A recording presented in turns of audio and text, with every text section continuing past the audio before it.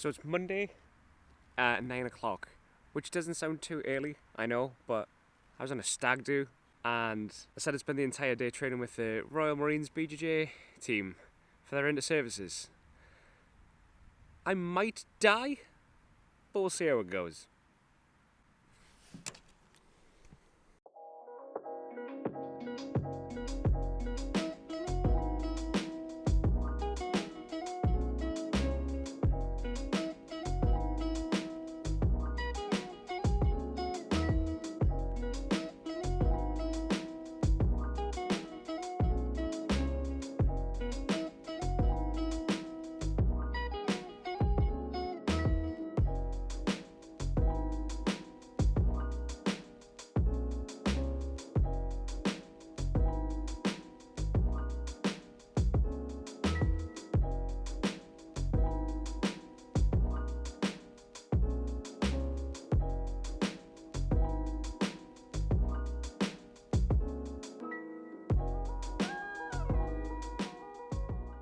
Take one. Action. Hey guys, welcome back. My name's Chris. I'm here with Major Mo Morris from the Royal Marines Brazilian Jiu Jitsu core team. It's your Interservices prep week. We're going to just chat about Brazilian Jiu Jitsu in the Royal Marines and what your aims are for this week. Sound good? Sounds good. Let's get into it. My name is Major Mo Morris and I am the chairman of Royal Marines Brazilian Jiu Jitsu. This week we have organised a training week for the Interservice competition, which is happening next weekend, and that is a competition that will bring the Army, Royal Air Force and the Royal Navy, which the Royal Marines are part of, to compete against each other to see who the best in the armed forces are. And this week is essentially a week's worth of jiu-jitsu training, performance education to try and make sure that we have the best possible chance of winning. This is the first time you've put like this training week on. What are like your main aims to try and get out of it, like for the lads? Essentially, this is to continue momentum. After COVID, we saw a significant stop, really. Yeah. Never mind decrease in participation in sport, as we would do in civilian, course, yeah. as a civilian. When I was asked to be the chairman of Royal Marines Jiu Jitsu, it was like, okay, how do we gain that momentum? How do we get that going again? We wanted to try and build something that people wanted to gravitate towards. So last year we did our Royal Marines Championships, and I think there was like 23 people turned up, but it was the first one afterwards, and we had to get one in the bank. Yeah. Get it back on the map, and we've made a plan for this 12 months to be able to have events throughout the year. So the core champs this year, the Royal Marines champs this year, we had like nearly 80 people, including veterans, as you were aware because you attended.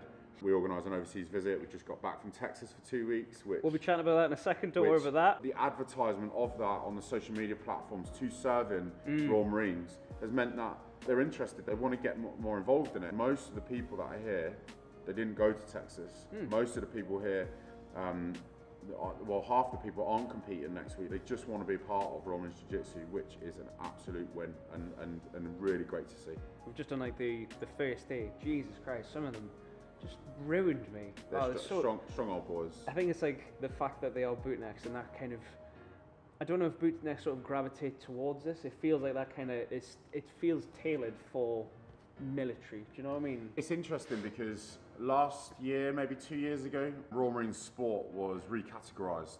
So instead of all sport being on the level playing field, what they did was they looked at the sport and they said, okay, what is most like and what will help your military career?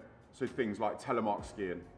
So if like you are on deployment essentially. Correct. So the telemark ski champs is a tier one activity. Yeah. Jiu-jitsu, boxing, judo, shooting, they're all tier one activities. So unfortunately, stand-up paddleboarding, what they did, they started to separate the two, and so jiu-jitsu is part of tier one funding. Tier one sport, which is absolutely aligned to operational effect. Definitely. So the close combat syllabus, which isn't jiu-jitsu, but jiu-jitsu is a bedrock of it. Yeah. It's really useful that we can try and increase our participation not only for sporting terms, but it will also increase the operational effectiveness of an individual Marine in that particular area. So it makes sense to do this as well. Definitely. We're going to have to talk about it because you've already mentioned it. A bunch of you recently managed to go to Texas and train with huge names, like, and obviously everyone in the jiu-jitsu community knows, but someone who doesn't, it would be like if you were training with Ronaldo or something like that. You got to train with Gordon Ryan, Xander Ribeiro, Victor Hugo. Yeah. First off, you lucky fuck. Secondly, tell me what that was like. What was it like kind of getting like knowledge from the source? I've done some amazing trips in my career. I've been in the Marines nearly 20 or 21 years now. That 2 weeks was head and shoulders the best 2 weeks I've done. There was many reasons why. The We Defy Foundation, which is similar to Reorg, but over in America, they hosted us exceptionally well. They organised the gyms, their network stood up, and we were treated like family. Some of the gyms that we trained at were just insane. I mean, looking at Jean-Gilles Ribeiro, didn't have his guard pass for 14 years in competition, and he's like, crazy, isn't it? He's fought the best people in the world, So there's nothing that they don't know about jiu-jitsu. Of course there will be, but certainly simply, their concepts, the way that they understand jiu-jitsu. I mean, when I was watching Jean-Gilles deliver his session, it made me fall in love with the sport even more. Yeah, even though I was already in love with it. I was going, how can you do this? Like, and then we rolled with them I was in his garden. There was no way I was passing that. You know, it was an incredible experience, and the trip just kept getting better and better and better. It looked superb on your on the social media when you guys were posting. And you know, a lot of times on social media, you'll get a full sense of what has actually happened. That was actually happening. So good, mate. Even we trained with Gordon Ryan, and which was insane. Like, the dude is just off the chain with his details. Really? Yeah. And that same day, we managed to get free tickets to the UFC Austin event. You did, didn't you? Yeah. I forgot about that. Yeah. And they weren't the nosebleed seats either. Are you thinking of doing a similar trip, and will you extend that to veterans? Hint? So, this year, no. Next year, we're looking at doing something. Next year, we're looking at doing something. Oh, nice. It will likely be European based. Oh, nice. Veterans, I'm not too sure. I need to take advice on that because I want to, absolutely. No, of course, yeah. You're not allowed to go there. Everyone but you. I'll take veterans that don't do jiu-jitsu, it means that you can't go. We will take advice on that because of insurances and stuff like that. Of course, yeah. Absolutely. Like, it's something that is aspirational for us to do that because it's once Marine, always Marine, right? Yeah, of course. So, you know. It's like a big family. Yeah, absolutely. Have you got any sort of, you have obviously just mentioned you've got like other plan, like the trips, but have you got any other sort of future plans that you can share with us for the core BJJ? Next year, 2023, we really want to just push on with running regular events that are sustainable to deliver. For us to be able to sustain that, we need support in the organisation of it because it's all done in our own time, like on top of primary roles. Next year, we'll be looking at trying to improve on the core champs. Nice. In terms of numbers, veteran participation.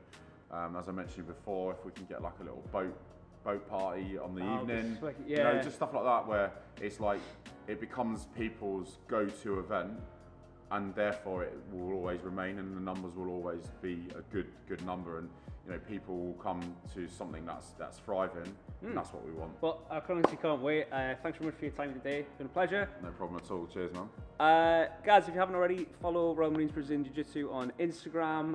Is there any other sort of links you want to share? Feel free. No, yeah, just the Royal Marines page. That'd be great. And if there's any of you out there that are veterans that are interested in reaching out and getting back in touch, then please do. Our doors are open, and we absolutely want to invite you back into the core and certainly back onto the mats to train with us at any moment that's possible. So yeah. Well, good. Awesome. Cheers, Mo. Cheers, guys. Catch you next time. Oh yeah, cut. It's a wrap. Yeah, fucking. Cheers, Mo. Legends. Thanks, mate.